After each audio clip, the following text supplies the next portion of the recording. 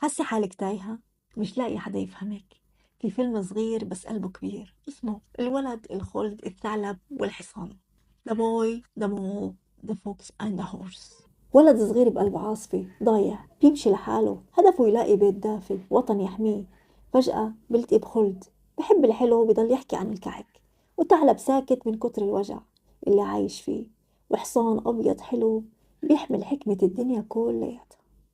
كل واحد منهم بيشبهنا بإشي عايش جواتنا.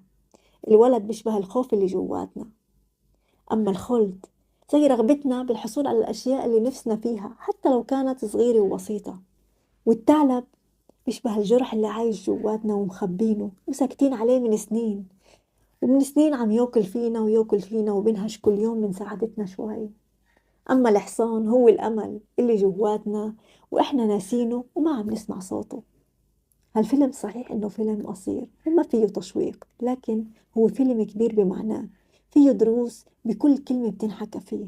هالفيلم مش بس حكاية، هو حضن، هو طبطبة للقلب، هو تذكير إنه لازم نكمل حتى وإحنا مش واثقين بحالنا.